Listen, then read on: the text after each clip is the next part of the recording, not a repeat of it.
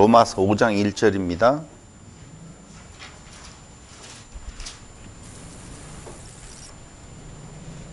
그러므로 우리가 믿음으로 의롭다 하심을 받았으니 우리 주 예수 그리스도로 말미암아 하나님과 화평을 누리자. 또한 그로 말미암아 우리가 믿음으로 서 있는 이 은혜에 들어감을 얻었으며 하나님의 영광을 바라고 즐거워하느니라. 아멘.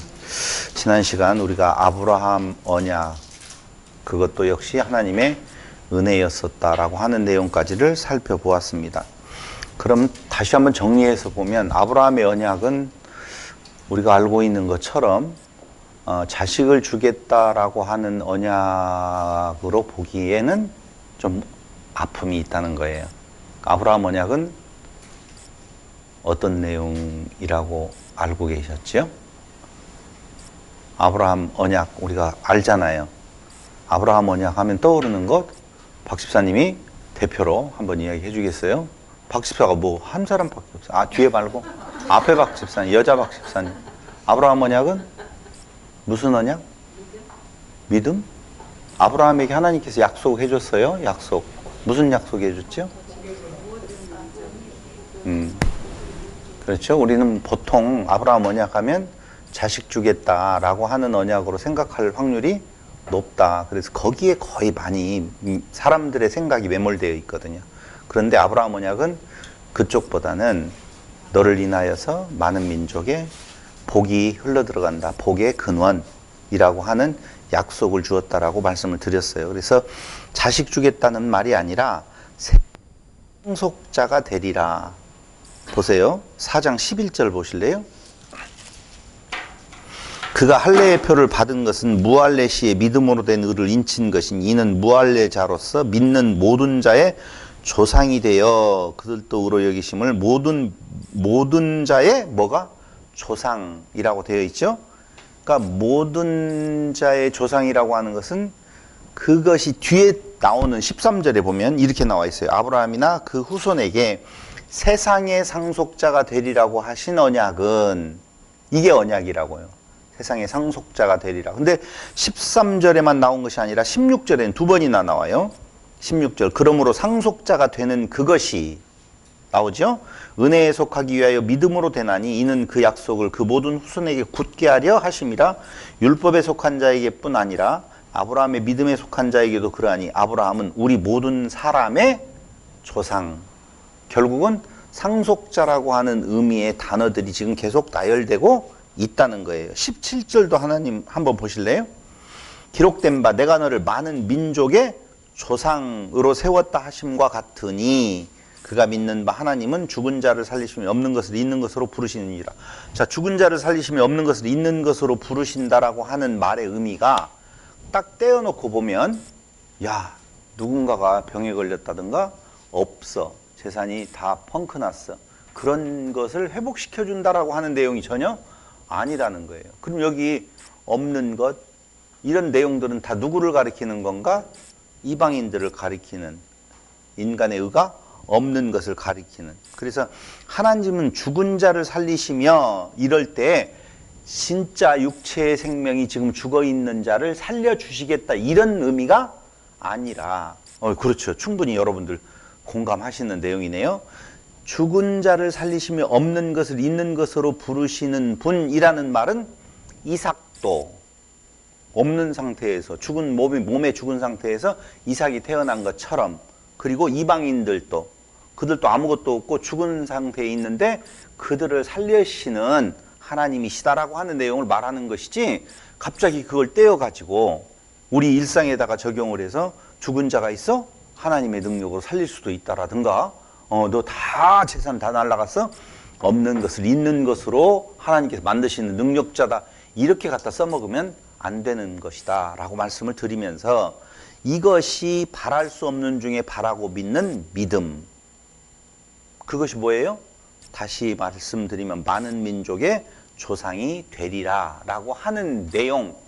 바랄 수 없는 중이었었지만 죽은 것 같잖아요. 없는 상태였었어요. 근데 그럴 중에 믿는 믿음이다라고 하는, 그래서 아브라함의 믿음이라고 하는 것은 하나님께서 역사를 통하여서 하나님의 약속하신 많은 민족의 조상, 상속자가 되게 해주시겠다라고 하는 내용을 알게 되었다. 그런 의미예요. 이것은 다른 내용 아니고요. 그래서 세상의 상속자가 되리라 라고 하는 요 말 20절 한번 보실래요? 20절 믿음이 없어 하나님의 약속을 의심하지 않고 믿음으로 견고하여져서 하나님께 영광을 돌리며 라고 되어 있잖아요. 바로 이런 내용들, 믿음이 없어서 약속을 의심할 수밖에 없는 상태였었는데 그가 하나님의 그 인도하심을 따라서 믿음으로 견고하여져서 하나님께 영광을 돌렸다라고 하는 것은 21절 약속하신 그것을 또한 능히 이루실 줄을 확신한 것이다 라고 하는 거예요.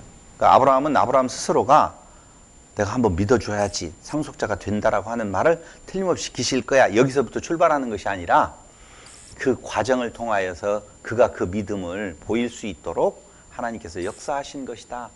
이 말은 전체적인 흐름에 대한 내용에 있어서 아브라함의 개인적인 어떤 행위의 의가 아니다라고 하는 것을 지금 말씀해 주고 있는 것입니다. 그래서 틀림없이 세상의 상속자가 되리라고 하는 이 약속을 이루실 줄 확신, 그것이 그에게 의로 여겨진 것이다 라고 말을 하면서 4장 24절 의로 여기심을 받을 우리도 위함이니 곧 예수 우리 주를 죽은 자 가운데 살리신 이를 믿는 자니라. 보세요. 우리에게 전해진 복음이, 우리는 어떤 자예요? 죽은 자예요.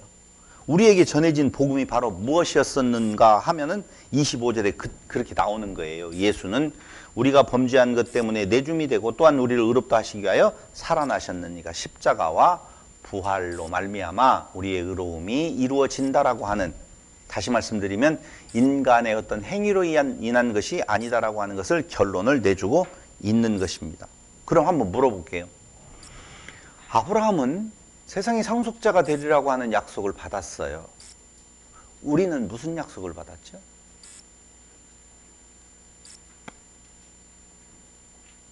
우리가 받은 약속이 무엇인가? 동일한 세상의 상속자? 세상의 상속자? 아브라함이 받은 약속은 세상의 상속자가 되리라고 하는, 너를 인하여서 많은 민족이 복을 얻는다라고 하는 약속이 분명히 있어요. 분명하죠, 그건. 그러면 우리는 도대체 무슨 약속을 받았느냐? 도저히 봐봐요. 개인적으로 놓고 보면 이게 이제 예정론에서 나타나는 어떤 어려운 부분이에요. 너는 하나님께서 구원하시기로 작정을 하시고 예정하셨다 라고 하는 내용으로 많이 말을 해요. 사람들이. 그런 약속 받은 적 있어요? 임시사님? 그렇게 단호하게 대답을 막 해버려. 난 고민할 줄 알았어요. 그랬더니 그냥 막 해버리네요. 아니요. 그럼 장권사님은 여기 아니요 할 때 받으셨어요? 뭔 말이냐고요? 왜 그렇게 웃어요? 아니 오늘은요 여러분들 이 5장이요 어찌 보면 좀 어렵게 문장이 되어져 있어요. 그래서 이걸 통합으로 우리가 보고 또 이제 실질적으로 들어가서 읽어보면 이해가 되기는 해요. 근데 어디서부터 걸리냐면은 하나님의 은혜로 말미암아 우리의 구원이 이루어졌어요. 하나님의 은혜로 말미암아 아브라함의 약속이 주어지고 약속이 이루어졌어요. 그렇죠. 그럼 우리에게 있어서 지금 믿음의 본질로 들어가면 우리는 사망하지 아니하고 다시 생명을 얻는다는 거 아니겠어요? 그럼 그 약속을 받았어야 되잖아요. 내가 그 약속 안에 들어있느냐 들어있지 않느냐에 따라서 우리는 희비가 갈리잖아요. 그럼 지금 약속을 받았다라고 예라고 대답을 해야 되잖아요. 무슨 약속 받으셨어요? 넌 내 거다?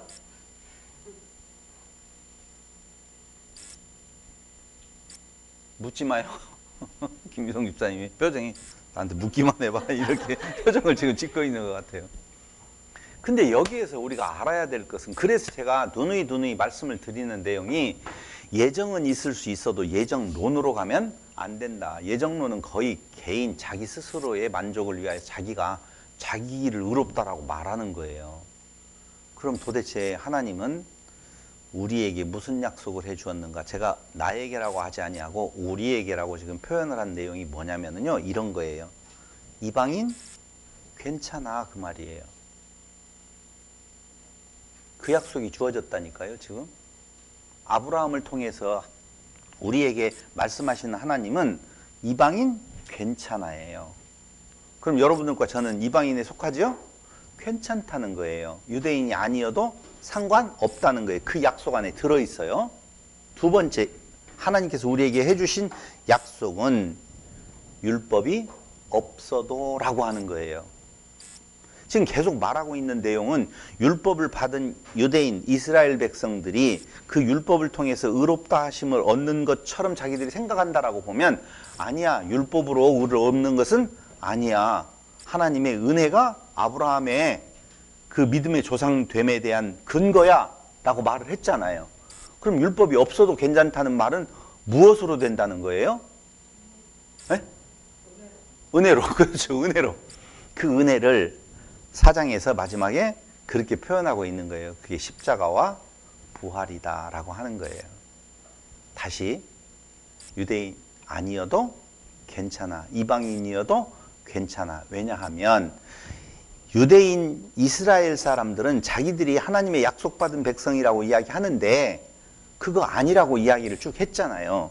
그럼 이방인이어도 괜찮아? 왜냐하면 너희가 율법을 받지 않았어도 율법을 받지 않았어도 괜찮다는 말은 율법을 통하여서 의롭다함을 얻을 사람이 하나도 없어. 그럼 이방인들에게는 어떤 것이 주어져 있는 건가? 하나님의 은혜에 대한 내용이 십자가와 부활로 주어졌다는 거예요. 그러니까 우리가 의롭게 되는 것, 지금 바울이 뭔 이야기를 하고 있냐면 로마에 있는 성도들에게 우리의 의롭게 되어짐은 십자가와 부활로 이루어지는 거야 라고 하는 고백을 하는 거예요. 자기 고백을. 그럼 로마에 있는 사람들 중에서 유대인 크리스찬들도 있을 거고 이방인 크리스찬도 있을 거 아니에요. 지금 바울이 말하려고 하는 대상 중에 하나는 유대인 크리스찬들에게는 우리야 라고 하는 내용이 없어져야 되고 이방인 크리스찬들에게는 난 이렇게 쪼는 것도 없어져야 되거든요. 둘 다에게 같은 복음을 전하고 있는 내용이 바로 이방인이어도 괜찮아. 우리의 의롭게 되어지면 십자가와 부활이야. 이게 45절이에요. 예수는 우리의 범죄한 것 때문에 내줌이 되고 그 십자가죠. 또한 우리를 의롭다 하시기 위하여 살아나셨느니라. 그 끝에 갑자기 그렇게 붙여놓는 이유가 그 말을 지금 하고 있다는 거예요. 그러면서 하나님과 어떻게 하자? 그렇게 되었으니 십자가와 부활이야. 예수로 말미암아 우리가 하나님의 은혜 안에 들어가게 되었으니 이제 어떻게 하자는 거예요? 누구하고? 그렇죠. 하나님과 화평을 누릴 수 있는 자격이 부여된 거예요. 왜냐하면 하나님의 아들 그 예수의 씨가 우리에게 돌아서 우리에게도 신됨의 씨가 심겨졌으니 당연히 화평을 누리는 거죠. 하나님과 화평을 누리려면 하나님 되지 아니하면 화평을 누릴 수가 없다니까요. 모든 짐승들하고 인간은 화평을 누릴 수가 없어요. 여러분 절대. 그건 하나의 대상이에요. 그 이야기를 못하겠네요. 우리의 먹힘의 대상이 되어질 수밖에 없는 거거든요. 그런데 그 동물과 인간이 화평을 누리려면 어떻게 해서 누려지던가요? 개를 자기 자식같이 여겨지면 화평이 이루어지는 거예요. 근데 개는 먹히기 전에는 그냥 개일 뿐이에요. 사실은. 마찬가지예요. 우리도 그리스도의 안에서 먹혀지고 그 안에서 새 생명을 얻어서 그래서 그게 25절에서 뭐라고 말하느냐? 십자가와 부활이라고 하는 내용으로 다시 우리는 그 안에서 부활된 생명으로 말미암아 하나님과 화평을 누리자라고 하는 것이 5장 1절의 내용이에요. 그러므로 우리가 믿음으로 의롭다 하심을 받았으니 믿음으로 의롭다 하심을 받았다라고 보면 그게 뭐예요? 그리스도 안에 십자가와 부활로 말미암아 의롭다함을 받았다라고 보면 우리 주 예수 그리스도로 말미암아 하나님과 화평을 누리자. 신되었다는 것이죠. 그럼 화평을 누리자. 자, 화평을 누렸어요. 누리고 있어요. 그럼 그 다음에는 어떻게 해야 돼요? 그죠? 그 밑에 나오잖아요. 바로 이어서. 화평을 누리면. 자, 하나님과 화평. 하나님은 도대체 올려다봐야 되고, 예? 아, 그렇죠. 50% 맞았어요. 나머지 50%를 채워야 되겠어요? 보세요. 하나님이 우리 앞에서 우리가 신됨이 되지 아니하면 공포의 대상일 수밖에 없어요. 당연히. 두려움의 대상이 되어지는데 화평이 되어졌어요. 신됨이 되어졌어요. 그러면 어떻게 되어지느냐? 즐거워한다. 그 뒤에 나오는 말이 그 말이에요. 2절 또한 그로 말미암아 우리가 믿음으로 서 있는 이 은혜에 들어감을 얻었으며 하나님의 영광을 바라고 즐거워하느니라. 하나님의 영광을 바라고 우리의 신됨의 완성을 바라고 계속적으로 그 가는 길은 그것이 주와 같이 길 가는 것 즐거운 일 아닌가. 부터 즐거워하자고 나오잖아. 찬양에도 나오네. 우리 주님 걸어가신 발자취를 담겠네. 그럼 방금 우영주 성도님 이야기했던 그 발자취가 바로 이웃사랑으로 이어진다 그 말이에요. 그래서 50%라고 이야기했던 거예요. 그러므로 우리는 화평을 누리는 사람, 즐거워하는 어떤 즐거움이냐? 이웃을 사랑하는 그런 즐거움. 그와 더불어서 같은 즐거움을 나누는 거예요. 한 주간 동안 괴로웠어요. 진짜냐고요? 진짜 괴로웠어요. 아프다는 사람들 이야기도 계속 들리지. 잠도 못 잔다라고 하지. 심장은 아프다라고 하지. 여러 가지로 사람이 괴롭게 하더라고요. 그래서 안 되겠다. 쌍화탕을 한 잔씩 먹여야 되겠다. 그래서 다음 주에는 쌍화탕을 한 잔씩 드리려고 생각을 해요. 그래서 여기에서 지금 말하고 있는 것은 하나님과 화평을 누리자. 그리고 즐거워하자. 즐거워하자. 5장 2절 보세요. 즐거워하느니라. 그 다음에 3절. 다만 이뿐 아니라 우리가 환난 중에도 즐거워하나니. 있네. 그 뒤에 말이 그렇게 중요한 거 아니거든요. 근데 그 말에다가 많이 즐거워하자. 11절 보세요. 그뿐 아니라 이제 우리로 화목하게 하신 우리 주 예수 그리스도로 말미암아 하나님 안에서 또한 즐거워하는 일. 뭐 때문에 어떻게 즐거워하자는 거예요? 다 같이 춤추자는 건가요? 그런 거 아니라니까요. 아까 이야기했던 대로 2절에서 이야기했던 대로 우리가 믿음으로 서 있는 이 은혜에 들어감을 얻었으면 하나님의 영광을 바라고 즐거워하느니라. 하나님의 영광을 바란다. 하나님의 영광에 나타남 예수 그리스도죠. 예수 그리스도의 이 땅 위에서 오시는 한 일은 이웃사랑에 대한 모습이거든요. 그러니까 그게 즐거움이에요. 이웃이 없으면 얼마나 팍팍해요. 삭막하지 않아요? 근데 이웃이 있다라고 하는 거 나이 먹어가 봐요. 그거 알 수가 있어요. 이웃이 있느냐 없느냐라고 하는 것이 굉장히 큰 차이예요. 참 이상해요. 혼자 있으면 많이 아프다. 근데 옆에 누군가가 있으면 이상해요. 우리가 아파가지고 병원에 가잖아요. 아무 짓도 안 했는데 병원에 가면 왠지 안심이 되는 것처럼 누군가가 옆에 있다는 것이, 우리가 그리스도가 우리 옆에 있다는 것을 확신한다라고 보면 두려움 좀 사라지겠죠. 즐거워하는 모습이 이렇게 바울은 지금 강조해주고 있는 거예요. 환난, 하나님의 영광을 바라고, 이 말은 신됨의 기쁨에 들어가는 것을 바라고 그러는데, 환난 중에, 왜냐하면 환난 중에도 기뻐하고 즐거워한다라고 하는 말은 그것이 곧 무엇이니까? 소망이 더욱더 확고해지니까 그렇다 그 말이에요. 그러니까 예수님의 모습을 보면 알아요. 신이신 그분이 이 땅 위에 오셔서 환난을 받았는데 그분에게 있어서 있는 것이 뭐였었어요? 소망이었었어요. 그의 지체된 자들이 이제는 신됨의 기쁨 안에 들어와서 형제, 맏아들이 되고 그 다음에 나머지 아들들이 되어지잖아요. 그러니까 그것이 기쁨이요 그게 즐거움이 되어진다라고 하는 거예요. 우리가 고난을 받는 이유가 뭐 때문에 고난을 받아요? 혹시 여러분들 개인적으로 여기에 성경에서 말하고 있는 환난은 인내를, 인내는 연단을, 연단은 소망. 문장으로는 좋아. 환난은 결국은 소망으로 간다. 무슨 소망을 이야기하느냐 이거예요. 무슨 소망을? 환난이 없었어요? 얼굴을 보니까 2번은 있었네.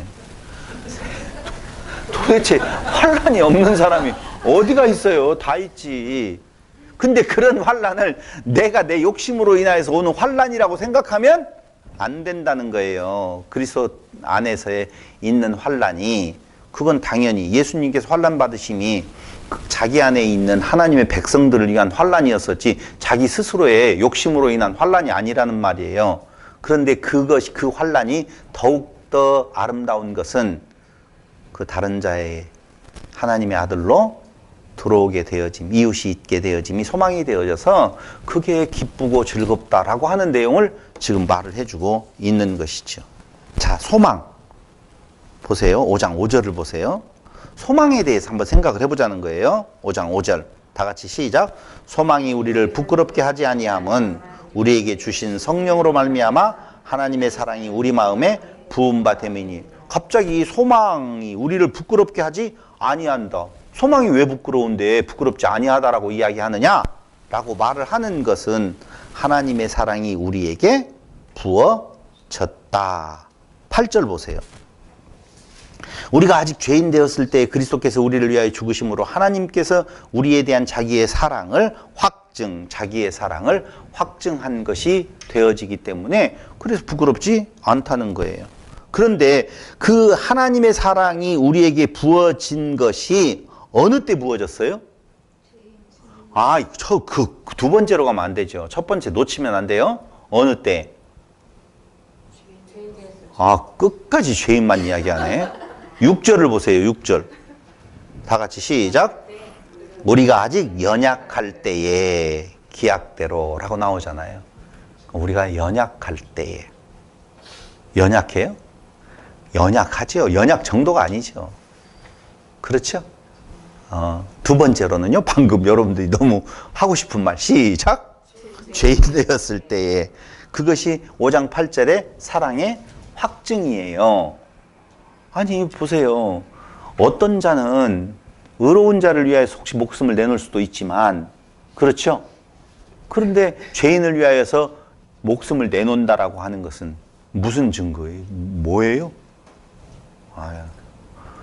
부모가 자식이 아무리 범죄자라도 자기 자식을 범죄자로 취급하지 아니함이 그 사랑 아니겠어요? 그런 거예요. 그러니까 우리가 죄인 되었을 때에 이것이 우리를 소망 안으로 가져가게 하는 것은 그게 하나님의 사랑의 확증이다라고 이야기를 해주고 있는 거예요. 근데 내가 의롭다라고, 난 착한 일을, 나는 율법에 대해서 완전한 자야. 하나님의 사랑을 느낄 수가 없죠. 난 당연한 거 아니에요? 의로 여기질. 그래서 여기에서 말하고 있는 우리의 소망, 이것이 바로 우리가 죄인 되었을 때에 하나님의 사랑의 확증이기 때문에 하나님의 사랑이 우리에게 부어진 것이 된다는 것을 알 수 있다는 것이죠. 뭐예요? 이게 지금 무슨 이야기의 대응에서 나오냐면요. 우리가 즐거워하자라고 하는 거예요. 왜 즐거워하냐라고 하면은 연약할 때, 죄인 되었을 때, 그리고 마지막 지금 하나 남아있는 그때의 하나님의 사랑의 확증, 화목과 구원의 원수되었어. 그렇죠. 5장 10절. 정확하죠? 곧 우리가 원수되었을 때 그 아들의 죽으심으로 말미암아 하나님과 화목하게 되었은즉. 화목하게 되었어요. 누구를 통하여서? 하나님의 아들의 죽으심, 그의 아들의 죽으심으로 말미암아 십자가와 부활이 우리로 하여금 즐거워하는 내용이 되어진다. 5장 2절 즐거워하자. 5장 3절 즐거워하자. 5장 11절 즐거워하자라고 말하고 있는 거예요. 참고사님 즐겁죠? 왜요? 왜요? 라고 했으면 바로 그 앞에 이야기했던 거 쭉 나와야 돼요. 첫 번째, 원수 되었을 때, 죄인 되었을 때, 연약할 때 하나님께서 우리에 대한 사랑의 확증으로 하나님의 아들 되시는 예수를 보내주셨다는 거예요. 얼마나 좋아요. 기분 좋죠. 누군가가 나를 위해서 조금만 희생을 감내하더라도 기분 좋은데, 영원한 생명을 위하여서 하나님이신 그분이 이 땅 위에 오셔서 우리를 위하여서 그의 십자가를 지시고 끝난 것이 아니라 부활하심으로 말미암아 우리에게 참 소망의 기회를 우리에게 주셨잖아요. 그러니 우리는 사는 삶에 있어서 즐거워할 뿐이잖아요. 여러분, 어떤 데는요 로또 당첨했다고 화성시에서 그 길을 넓게 해줬대요. 너무 로또 1등 당첨이 많이 되니까 사람이 너무 몰리니까 거기에 저 교통 체증이 일어나니까 길을 넓혀줬대요. 난 사실인지 아닌지는 모르겠어. 그게 재밌는 일은요, 로또 당첨된 곳에서 계속 당첨이 되잖아요. 왜 그럴까요? 그래, 많이 사니까 그래요. 로또 당첨됐다고 와서 사고 와서 사고. 아니, 일반에서는 100장 사는데 이쪽에서는 10,000장씩 사요. 그러니까 그중에 당첨된 확률이 더 높잖아요. 그래서 로또 복권을 파는 사람의 소망이 뭐냐면 자기 복권방에서 1등짜리 하나 나오는 거. 그럼 그 뒤로부터는 한 장당 150원인가 마진이 있다네요. 그런데 한 장이면 150원이고 10장이면 1,500원, 100장이면 15,000원. 그 이상 계산을 하려고 하니까 어렵네. 10,000장, 20,000장이면 100,000장이면 돈 상당히 된다고 그러더라고요. 자, 그런데 여기에서 5장 12절부터 약간 즐거워하느니라 해놨는데 5장 12절 그러므로 한 사람으로 말미암아 죄가 세상에 들어오고 죄로 말미암아 사망이 들어왔나니 이와 같이 모든 사람이 죄를 지었으므로 사망이 모든 사람에게 이르렀느니라 라고 해요. 여기 지금 5장 12절부터 쭉 마지막 절까지 하려고 하는 것은 무엇을 이야기하려고 하느냐면은 하나님의 사랑 되시는 그리스도의 십자가와 부활을 이야기하려고 하는 거예요. 무엇과 대비해서? 아담과 대비해서 이렇게 하는 거예요. 그런데 여기가 어렵게 느껴지는 이유가 뭐냐면은 인과법칙이 적용되는 것 같은 문장들이 나와요. 여기에서. 그래서 그게 어렵게 느껴질 수가 있다. 정리해서 먼저 말하면 보세요. 5장 12절로부터 말하고 있는 죄에 대한 이야기들이 나와요. 그런데 우리가 먼저 알아야 될 것은 여기 죄는 뭐라고 나오냐면은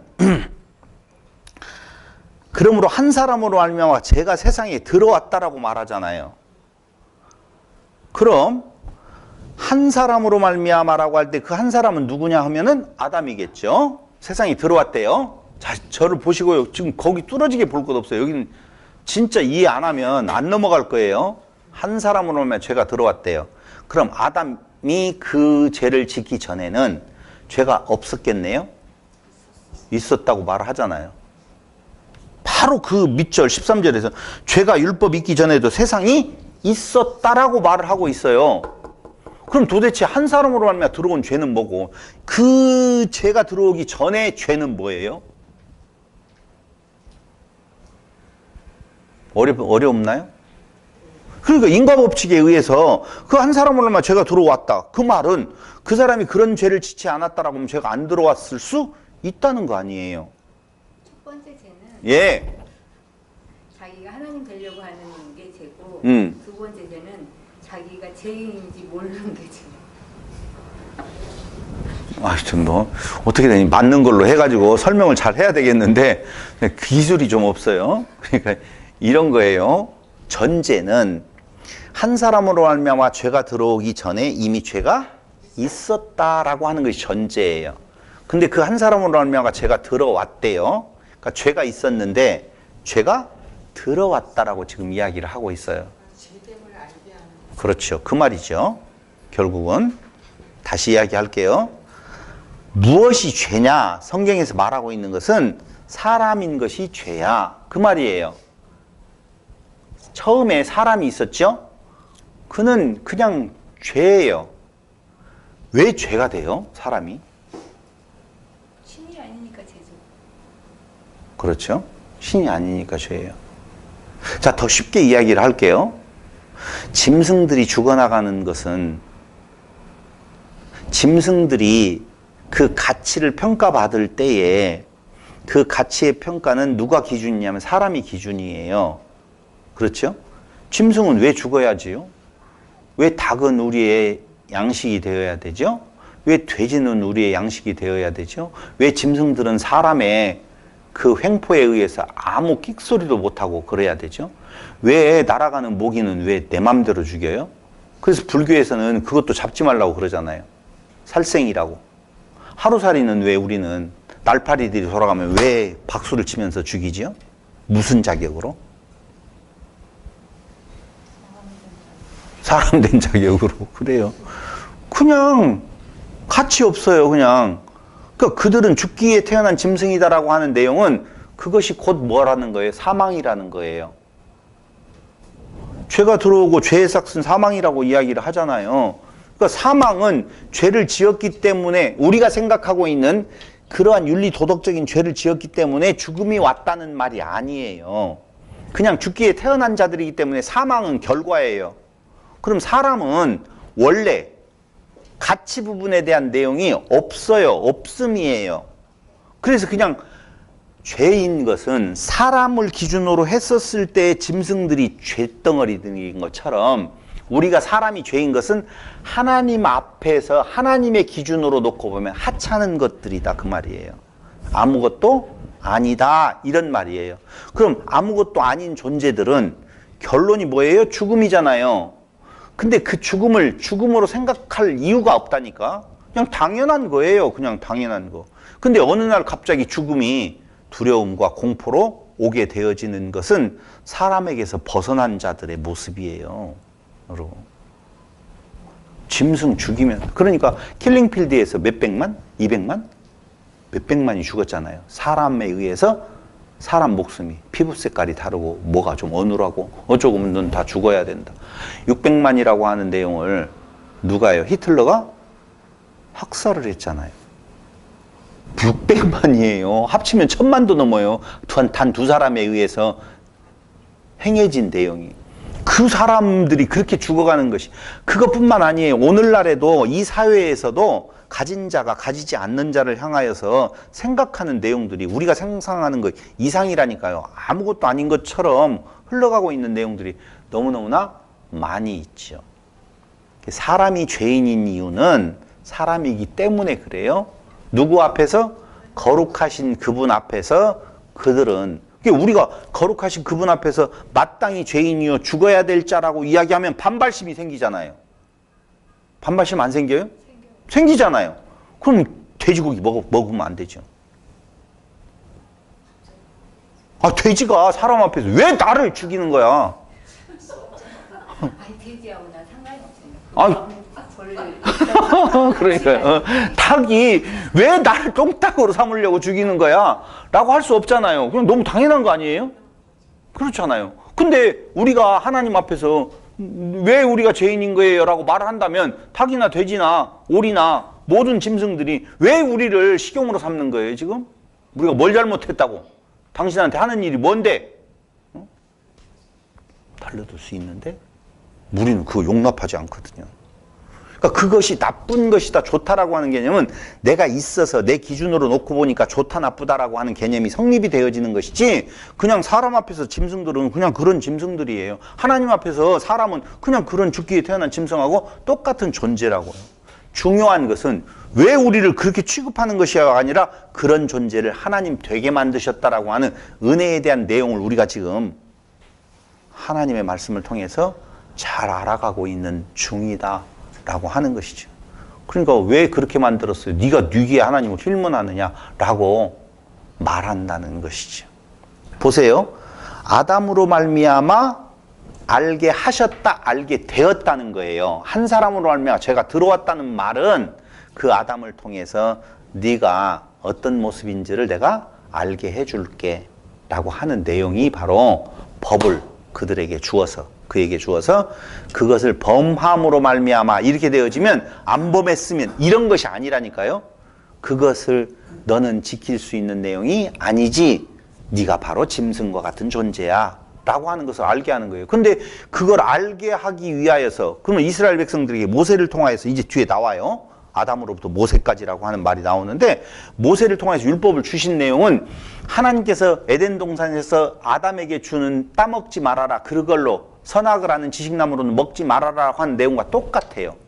그럼 아담에게도 네가 어떤 존재인 줄을 알게 하기 위해서 그걸 주었다라고 보면 모세에게 준 법도 당연히 너희 족속이 어떤 족속인 줄을 알아야 돼. 그럼 알게 되어지면 뭐 어떻게 되겠어요? 은혜가 넘치지요. 은혜가 넘치면 즐거워하지요. 그러면 뭐 즐거워요? 제발 좀 즐거웠으면 좋겠어요. 그걸 아는 만큼 즐거움이 커질 수밖에 없잖아요. 당연히. 그래서 문제는 아담으로 말미암아 알게 하셨다. 율법 있기 전에 죄가 있었다는 말이 굉장히 중요해요. 그런데 그 죄가 들어왔다는 말은 이제 너희의 모습을 볼 수 있도록 아담에게 그 율법을 주었고 그 법을 주었고 모세에게 그 법을 주었는데 이스라엘은 그 법을 가지고 내가 지키는 자기 의로 삼아버렸다라고 하는 데에서 하나님은 그들을 책망하시는 거예요. 그래서 뭐 받은 것이 뭐예요? 아니 율법을 지켜야 의롭다며요. 그럼 우리가 먼저 받았다라고 하는 뭔 특혜가 뭐가 있어요? 빨리 알게 되어지는 것이죠. 주제 파악이 빠르는 것이 얼마나 큰 은혜인지 몰라요? 우리는 주제 파악이 안 되면 그게 지옥이라니까요. 그게 그런 줄 알고 살아가다가 아무런 대책 없이 그냥 죽음으로 끝나는 거예요. 아무것도 알지 못하고 있다가 그냥 짐승들과 같이 그냥 죽어나가는 존재들이나 똑같아요. 근데 그걸 알게 했다라고 하는 내용이 얼마나 큰 은혜인지를 알고 그 은혜를 고백해야 되는 것인데 사람으로는 그것조차도 안 된다라고. 그래서 여기 죄를 죄로 여기지 않았지. 사람인 것이 죄야. 그래서 사망이야. 그런데 죄를 죄로 여기지 않았어. 모든 자에게 그렇기 때문에 사망이 왕노릇했다는 것이다. 이게 지금 거기 나오는 내용이에요. 거기 충분히 이해됐죠? 네, 충분히 이해됐어요. 그럼 아담으로부터 모세까지 아담은 무슨 법을 주었냐? 먹지 마 그 말이에요. 무엇으로는 먹지 마 그 말이에요. 모세에게는요 율법을 주었어요. 그런데 아담의 범죄와 같은 죄를 지은 자 없어요. 그런데도 사망이 왕노릇했다고 말을 해요. 자, 아담은 그렇게 먹지 말라고 해서 그렇게 했어요. 모세에게는 그 법을 십계명을 비롯해서 계명을 주었는데 그 십계명은 또 우리가 또 뭔가 죄를 짓는 것 같은 느낌이 좀 들어가잖아요. 근데 아담과 같은 범죄한 것이 없는데 죄가 왕노릇했네. 그래서 사망이 우리에게 왔네. 그럼 이 말이 무슨 말일까요? 여기에는 굉장한 복음이 숨겨져 있어요. 봐봐요. 아담 한 사람을 통해서 죄인됨을 알게 하셨잖아요. 그렇죠? 이게 왜 복이냐면요. 의롭게 되어짐이 한 사람으로 말미암아 되어지는 통로를 만드신 거예요. 만약에 모든 사람이 아담과 같은 범죄를 다 저질러서 사망에 이르게 되었다라고 한번 해보세요. 그럼 예수님께서 여러 번 십자가를 지고 또 지고 너를 위해서 지고 너를 위해서 지고 너를 위해서 지고 이게 못해요. 거덜거덜 해가지고 어떻게 어디 못 박을 데도 없어요. 너덜너덜이죠. 거덜거덜이 아니라. 말을 잘못하면 또 혼나잖아. 너덜너덜. 근데 그 아담으로 말미암아 너희가 죄인 줄 깨달아 알게 되어지는 죄가 들어오게 되어지는 것은 곧 아담은 오실자의 표상, 모형이다 라고 하는 것은 한 사람으로 말미암아 의가 다 전달되어질 수 있도록 길을 내셨다라고 하는 복음의 메시지라고요. 이게. 왜요? 조금 덜 이해된 것 같은 표정을 지금. 덜 이해됐어요. 다시 이야기할게요. 응? 이런 거예요. 한 사람으로 죄가 들어왔다라고 이렇게 말을 하는 것은 한 사람으로 의가 들어갈 수 있도록 같은 개념으로 통로를 열어놓은 거다라고 하는 그 말을 지금 하고 있다. 그런데도 이제 못 알아들으면 제 문제가 아니라 임 집사님의 문제로 돌려놔야 될 것 같은 느낌이 들어가네요. 자, 그래서 아담은 오실자의 표상 모형이다라고 하는 말이 굉장히 중요한 거예요. 왜 갑자기 여기에서 아담은 오실자의 모형을 예수 이야기를 왜 갑자기 했느냐? 원래는 짐승과 같은 죽은 자예요. 그에게 죽었다라고 하는 내용의 표를 한 사람으로 말미암아 모든 것이 죽었다라고 다 했잖아요. 그렇죠? 했듯이 한 사람으로 말미암아 모든 자를 의롭다 할 거야 라고 하는 그 모형을 만드신 거예요. 아담. 뭐라고 했는지 안 들렸지만 데칼코마니. 그렇죠. 데칼코마니 좋다. 데칼코마니 딱 맞게 되어져 있어요. 그 말을 하려고 하는 거예요. 어떻게 예수 한 사람으로 말미암아 모든 사람이 구원을 얻는다는 말이야. 이렇게 생각할 수 있잖아요. 예수만 믿으면 어떻게 구원을 얻는다는 말이야 라고 이야기할 때 야, 죄가 들어온 것도 한 사람으로 말미암아 들어왔는데 하물며 하나님의 아들 되시는 그분의 의가 어떻게 모든 자를 못 살리겠느냐. 지금 그 말을 하고 있다니까요. 왜요? 이해한 걸로 해요. 그냥 조금 부족해도 이해한 걸로 넘어가야지. 여기서 거의 머물러 있을 수가 없잖아요. 지금 분석해야 될 입장이 있는데 우영주 성도님이 양념 좀 만들으라고 해서 양념을 좀 만들어 봤어요. 싱겁대요. 너무 싱거가지고 안 넘어간대. 그래서 넘어가도록 오늘. 자, 여기가 이제 양념이라고요. 지금 우리는 읽을 때 로마서 5장을 읽을 때 범죄, 죄가 나오면 그것인 것 같잖아요. 근데 바울이 얼마나 헬라어에 정통한 사람인 줄은 잘 알잖아요.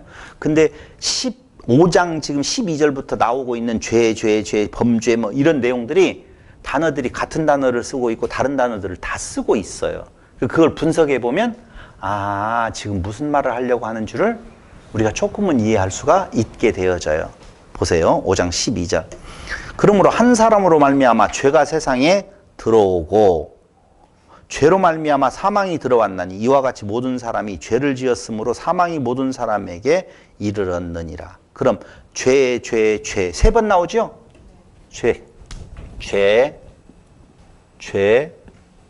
죄를 지었다라고 나오는데 이 죄는 스트롱 코드 우리가 알죠? 헬라어에 어떤 단어를 쓰고 있냐면 266번을 쓰고 있어요.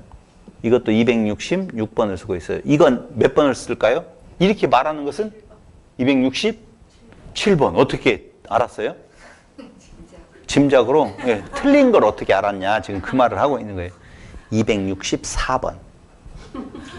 67번이 아니라 너무 많이 나갔어. 바로 뒤에 하나를 붙였구나. 264번. 자, 요 266번의 이 단어는요. 우리가 너무너무 잘 알고 있는 하마르티아, 관역을 벗어나다. 이런 의미예요. 무슨 단어를 쓰고 있느냐? 하마르티아. 그럼 264번은 어떤 단어일까요? 여러분들은 안 찾아봤기 때문에 알 수가 없어요. 하마르타노. 근데 이 하마르타노가 더 쓰이는 부분이 하나 더 있어요. 5장 14절을 보세요. 5장 14절 나오죠? 그러나 아담으로부터 모세까지 아담의 범죄와 같은 죄를 짓지 아니한 자들까지도 여기 죄를 짓지 아니했다 할 때 뒤에 아담의 범죄와 같은 죄 이것도 하마르타노를 써요. 그러니까 하마르티아는 우리가 너무너무 잘 알고 있는 단어예요. 그것은 잘못, 죄라고 하는 단어로서 흔히 목사님들이 많이 설명하는 것처럼 관역에서 벗어나다 이런 의미예요. 그러니까 12절에 다시 그러므로 한 사람으로 말미암아 죄가 하마르티아가 세상에 들어오고 그 하마르티아로 말미암아 사망이 들어왔다라고 말을 하면서 이와 같이 모든 사람이 죄를 지었으므로 사망이 모든 사람에게 이르렀느니라. 이건 죄의 근본 개념이잖아요. 관역에서 벗어난 거. 그러니까 5장 12절에서 말하는 것은 죄가 지금 들어왔다, 죄로 말미암아 사망이 들어왔다라고 하는 그 말은 그것 자체가 죄인 줄을 알게 되었다라고 하는 거예요. 관역에서 벗어난 거. 어떤 관역? 관역을 콱 쏘아야 되는데 벗어나서 쏘았다는 말이 아니에요. 관역이 있는데 그 관역을 내가 다 꺼내서 쏘았는데 달리 맞았다. 보통은 그렇게 설명을 해요. 네가 잘못 관역을 맞춰서 되었다 하는 것이 아니라 죄가 들어온 그 죄는 이미 안 맞아 사람은 그 관역에 그 말이에요. 아, 알았어요? 너는 신이 아니야. 너는 인간이야 라고 하는 내용이 들어오게 되었다. 누구로 말미암아? 한 사람 아담으로 말미암아. 아, 관역에서 벗어난 존재들이구나 라고 하는 것을 아담을 통해서 알게 되었다는 것이지 내가 무슨 쏘아가지고 잘못 관역을 맞췄다는 말이 아니라고요. 오케이? 그런데 그 관역에서 벗어난 죄가 들어왔는데 하마르타노 다시 볼게요. 모든 사람이 죄를 지었으므로 라고 하는 이 하마르타노는 죄를 짓다, 죄가 들어와서 죄가 되었다, 죄를 짓는 것이 되었다라고 하는 의미라고요. 죄가 들어왔어, 이제. 아, 아니구나. 그러니까 그 기준에 맞추어서 보면은 나는 벗어난 사람이다라고 하는 내용, 내 모든 행동은 다 벗어난 신의 기준에 맞지 않는 모습이라고요. 근데 그 말이 뒤에가 사마르타노가 또 한 번 더 나온다는 거예요. 그런데 보세요. 13절. 13절에 이렇게 나오네요. 죄가 율법이 있기 전에도. 죄는 무슨 죄? 다 같이. 하마르? 죄가 율법이 있기 전에도 당연히 죄는 관역에서 벗어난 인간의 모습은 그 자체로 뭐가 되어진다. 죄가 된다라고 그랬으니 죄가 뭐가 있기 전에, 율법이 있기 전에도 세상에 있었으나 율법이 없을 때에는 죄를 죄로 여기지 아니했다. 그럼 두 번째는 뭐예요? 266번 그것도 하마르티아예요. 죄를 관역에서 벗어난 인간이 하나님이 아니다라고 하는 사실을 알지 못하고 있었다는 거예요. 근데 죄를 죄로 여기지 아니하였다. 여기 세 번째 나오는 죄라는 단어는 원문에는 없어요. 날려세요. 원문에는 죄가 없다니까. 세 번째 죄는 13절 다시 보세요. 13절 죄가 1번 하마르티아 율법이 있기 전에도 세상에 있었으나 율법이 없을 때는 죄를 죄로 여기지 아니했다 이렇게 나오는데 죄를 죄로 여기지 아니했다는 말이 아니라 율법이 없을 때에는 죄로 여기지 아니했다라고 하는 거예요. 그러니까 사람이 특별히 무슨 기준이 없기 때문에 내가 어떤 존재인 줄 알 수가 없는 거예요. 그랬다고요. 이해됐죠? 저는 임 집사님 표정만 보면서 강론함한테 아 이해가 갔구나 안 갔구나를 명확하게 표정으로 말을 해주고 있기 때문에 이해가 됐어요. 지금 그렇다라고 보면 율법이 있기 전에도 있었다. 그런데 또 죄를 뭔가 잘못된 것을 저지르는 걸로 생각하지 말라는 거예요. 율법 없기 전에도 인간은 죽을 존재였었다라고 하는 내용을 그냥 말을 하는 거예요. 그런데 문제는 뭐냐면은 그런데 죄로 여기지 아니했다. 자기가 어떤 존재인 줄을 몰랐다는 거예요. 사람이 죄인 줄 몰랐다. 왜? 왜 사람이 죄인가? 하나님 앞에 있어서 죄다. 그것이 법이 들어와서 아담을 통하여서 법을 주고 그 법이 들어와서 아 하나님 앞에서 내가 아무것도 아니구나 라고 하는 것을 알게 되었다. 알게 하셨다. 지금 그 말이죠. 14절. 그러나 아담으로부터 모세까지 아담의 범죄와 같은 죄를 짓지 아니한 자들까지도. 자, 우리는 이 문장을 생각을 할 때 아담으로부터 어디까지를 생각했어요? 나까지도 생각을 했잖아요. 나도 선악과의 나무를 따먹은 적이 없다라고 생각을 했는데 왜 그 죄를 지었다는 말이야. 그래서 그게 율법이 아니 그 죄가 유전이 되느냐 안 되느냐를 가지고 신학적인 논쟁이 굉장히 많았단 말이죠. 그랬었죠, 권사님. 그런데 여기에서 성경에서 말하는 것은 아담에서 나까지를 말하지 아니하고 누구까지를 말해요? 모세까지 그냥 이야기를 해요. 모세까지. 거기 정확하게 그렇게 나와 있어요. 모세까지 아담의 범죄와 같은 범죄를 하지 않는 자들까지도 사망이 왕노릇 했다라고 이야기를 하거든요. 그럼 이 말이 무슨 말이냐면요. 모세까지를 왜 거기에서 말을 하고 있느냐? 바울은. 왜요? 그렇죠. 율법이 주어졌잖아요. 모세에게는. 이 역할은 다시 이야기해서 선악을 하는 지식나무로 먹지 말으라고 하는 역할은 여기까지. 이 뒤에는 모세를 통하여 준 하나님의 법이 있지요. 그러니까 근데 모세까지 아담의 범죄와 같은 범죄를 저지른 자가 있었을까요? 없었을까요? 있었어요? 계속 다? 거기 보세요. 14절. 그러나 아담으로부터 모세까지 아담의 범죄와 같은 죄를 짓지 아니한 자들까지도 이렇게 나오잖아요. 까지도라고 하니까 짓는 자들도 있었고 아니 그런 말이 아니에요. 아무도 아담과 같은 죄를 저지른 자가 없었어요. 그런데 사망이 왕노릇하였다. 이렇게 말을 하잖아요. 그런 행위를 하지 않았는데도 사망이 왕노릇했대요. 그럼 뭐예요? 그래서 우리는 내가 언제 선악과를 따먹었는데 일반적으로 하는 이야기예요. 내가 선악과를 따먹은 적이 없는데 왜 나에게까지 사망이 오는 거야? 다시 물어볼게요. 사망은 그때 왔어요? 이미 사망한 자예요? 이미 사망한 자라고요. 사망이 왕노릇했어요. 왕노릇은 아담에게 그 율법이 주어졌느냐 법이 주어졌느냐 주어졌지 않느냐 상관없이 그냥 쭉 사망인 거예요. 사망이 왕노릇 하고 있었어요. 근데 중간에 갑자기 아담을 통하여서 먹지 마. 그걸로는 먹지 마. 라고 하는 법을 주었다니까. 그래서 사망이 들어왔다는 말은 그것이 범죄, 저지르는 것이 되어서가 아니라 사망인 줄을 알게 되었다라고 하는 말을 해주고 있는 거예요. 그래서 그 아담과 같은 행동을 하지 않았어도 똑같이 왕노릇 했었다. 이젠 좀 해결되지 않았어요? 왜 나는 선악과를 안 따먹었는데도 왜 사망해요? 그건 유전된 거예요. 뭐 하는 거예요? 유전은 또 안 된다고 말한다?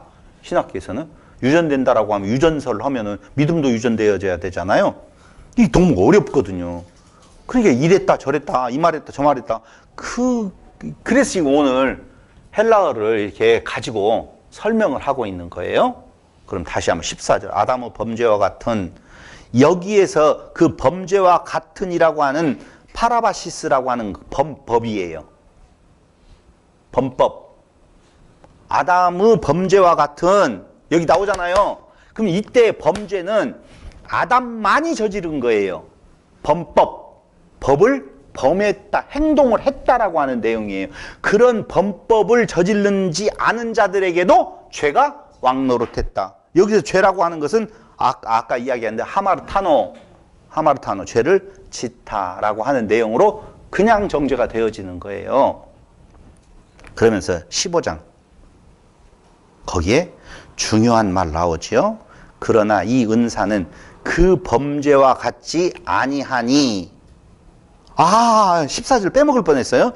죄를 짓지 아니한 자들까지 사망이 왕노릇하였나니 아담은 오실자의 모형이라 또 한 번 이야기를 하는 거예요.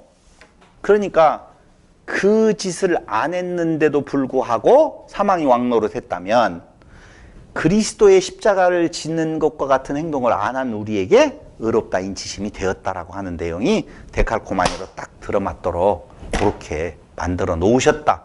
그러니까 하나님은 아담을 세워서 아담으로 하여금 정죄에 이르게 되어지는 내용은 무엇을 위하여서 그렇게 하신 것이냐 하면 예수 그리스도를 통해 한 사람 예수를 통해서 의가 다 모든 자에게 증거되어질 수 전파될 수 있도록 하시기 위한 하나님의 배려라니까.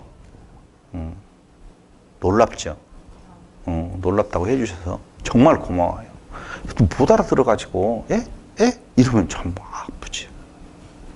그런데 15장 보세요.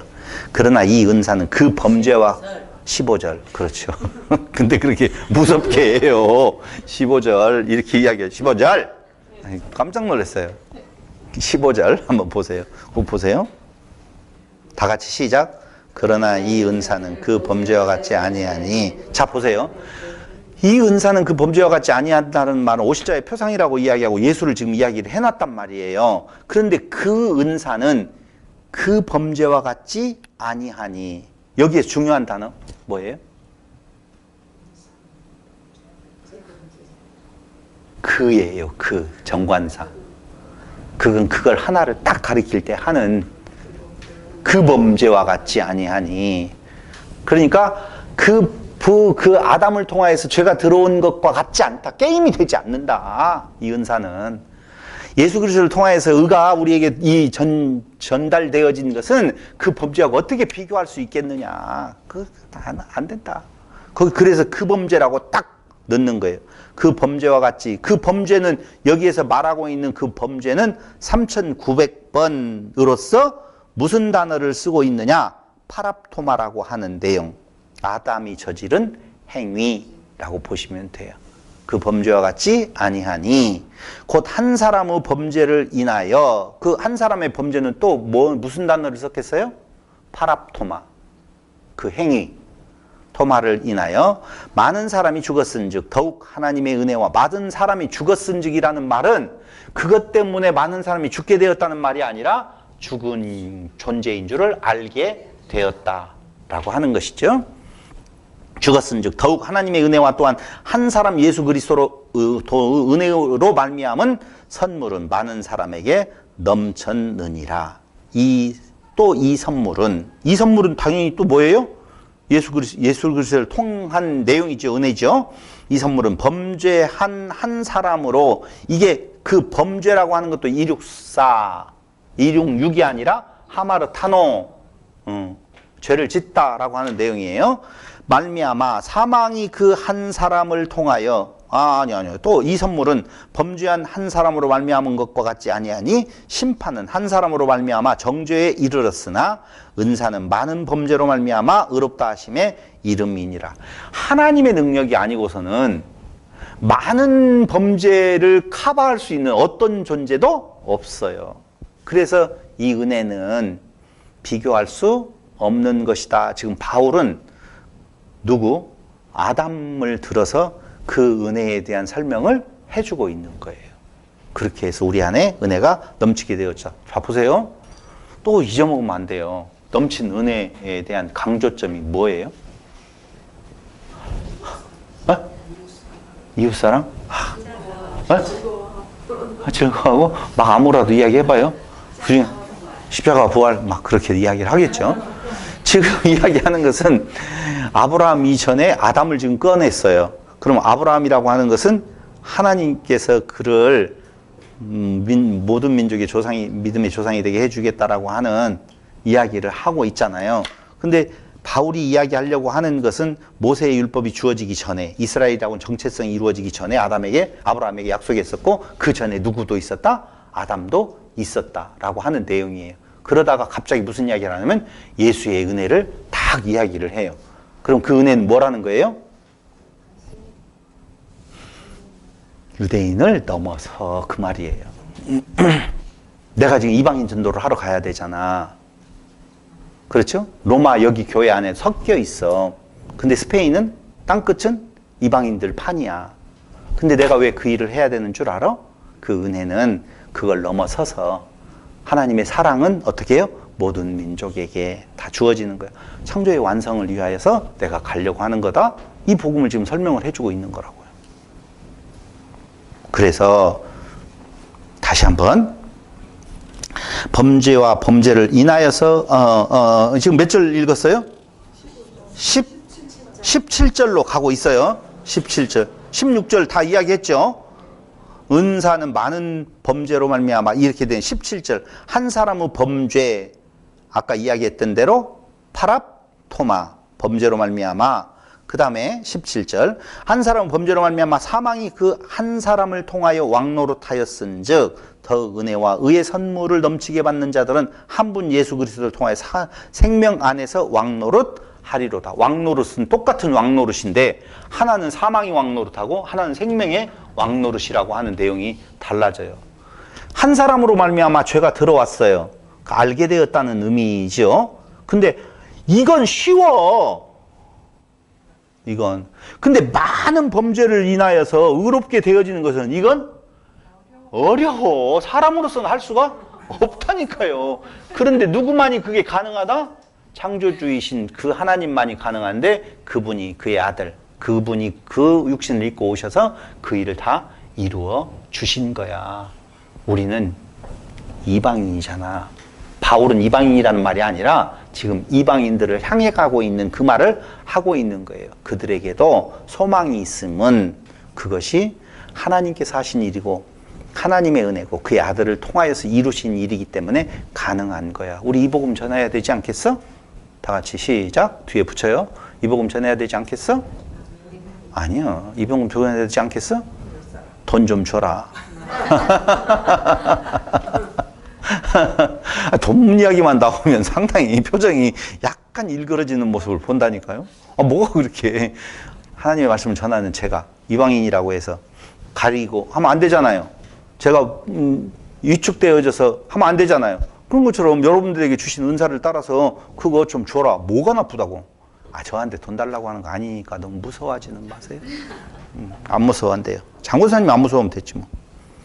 그래서 모두 다 정죄에 이르게 되었다. 이와 같이 결국은 뭐예요? 한 의로운 행위. 17절이죠. 말미암아 많은 사람이 의롭다. 생명에 이르게 되었다. 라고 지금 이야기를 하면서 20절.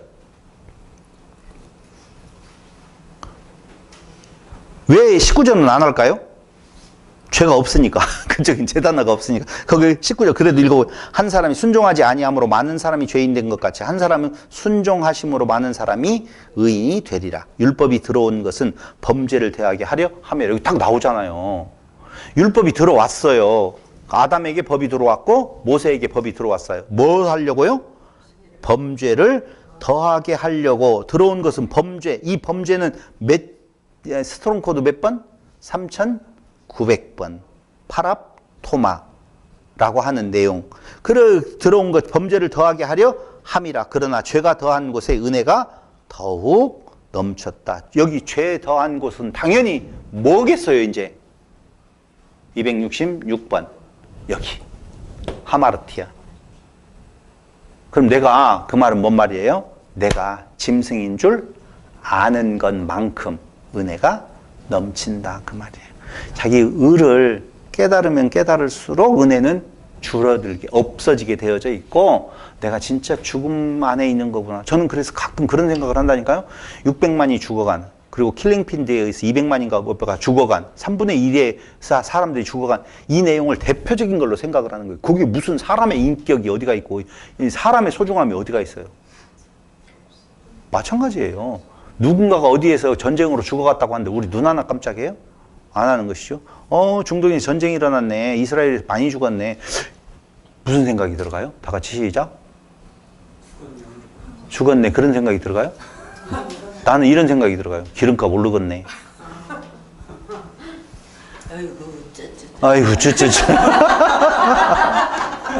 거의 그렇다니까. 여러분, 우리가 억울하게 누군가에 의해서 죽임을 당한다든가, 뭔가를 당하면 누군가가 다 정의롭게 나타날 것 같죠?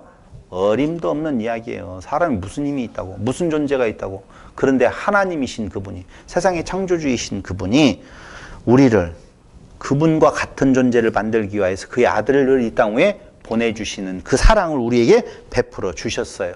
그 사랑을 아는 것은 내 모습을 내가 볼 수 있었을 때, 그러니까 내 의가 넘치면 넘칠수록 안 보인다니까. 오늘 그 이야기예요. 그 사랑이 넘쳤어요. 죄 많은 곳에. 그러면 죄가 많은 곳은 어디가 더 죄가 많아요? 그걸 깨달은 자들이 더 많지. 봐봐요. 그나마 그들은 깨달아 알 수 있는 기회라도 받았지. 이방인들은 그것조차도 없이 그냥 죽어가는 존재들이에요. 근데 그들에게 그걸 알게 해서 그들에게도 은혜가 넘치게 하면 무엇 한다고요? 다 같이? 즐거워한다 라고 하는 거예요. 그게 뭐냐? 왕노릇이에요. 21절. 이는 죄가 사망 안에서 왕노릇한 것 같이 은혜도 또한 의로 말미암아 왕노릇하여 우리 주 예수 그리스도로 말미암아 영생에 이르게 하려 함이라. 즐거워요? 슬퍼요? 즐겁습니다. 그 즐거움이 어디로 가게 되어져 있느냐? 이웃을 향하여서 가게 되어져 있어요. 소중한 줄 아시면 돼요. 여러분들이 안 아팠으면 좋겠어요. 여러분들이 아무런 일이 안 일어났으면 좋겠어요. 그러나 그럴 수 없어요. 세상은 계속적으로 뭔가 우리에게 곤고한 날을 주셔요. 왜? 잃어버릴까 봐. 잊어버릴까 봐? 아니요. 잊어버릴까 봐. 잊어버릴까 봐. 잊지 말라고 하나님께서. 근데 여기에서 분명한 것이 있어요. 곤고한 날은요, 왜 생기느냐? 절대적이냐 상대적이냐를 놓고 봐야 돼요.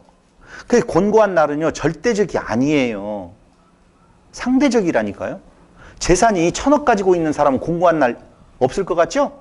똑같이 있어요. 욕심이 우리로 하여금 곤고함을 만든다니까.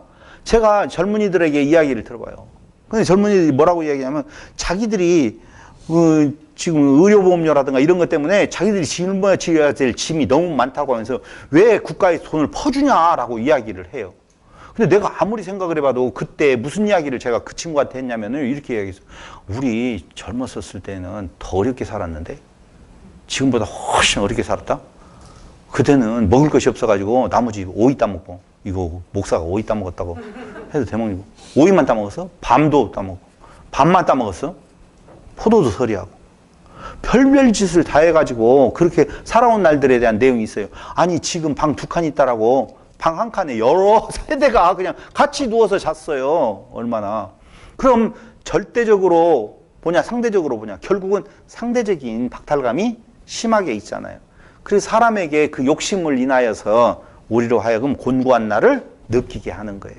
그런데 그 욕심이 하나님의 사랑을 알고 점진적으로 사라지게 되어진다면 그날이 바로 형통한 날이 되는 거라고요. 돈이 많이 주식이 올라서 땅값이 올라가지고 그래서 형통한 날이 아니라 진짜 형통한 날은 내 마음에 하나님의 은혜가 넘쳐날 때 그게 형통한 날에는 무엇하라고요? 찬양하고 즐거워하는 거고 공고한 날이 와요. 내 욕심이 발동이 되어서 내 삶이 피곤하다고 느껴지면 기도하는 거예요. 하나님의 뜻이 무엇이고 하나님의 사랑이 얼마나 큰지 그걸 깨달아 아는 우리네들의 삶 가운데 즐거워하는 평안교회 성도들 그리고 우리와 같이 말씀을 같이 보고 있는 모든 자들에게 넘치기를 바라면서 오늘 말씀 마칩니다. 기도드리겠습니다. 고맙고 감사하신 사랑의 우리 아버지 하나님, 인간이 연약하여서 늘상 그 욕심의 발동으로 인하여서 곤고한 날을 맞이합니다. 하나님의 뜻을 알고 하나님의 사랑을 알고 그 사랑의 넘침을 인하여서 즐거워할 수 있는 성도들이 되게 하여 주시기를 예수님의 이름으로 기도드립니다. 아멘.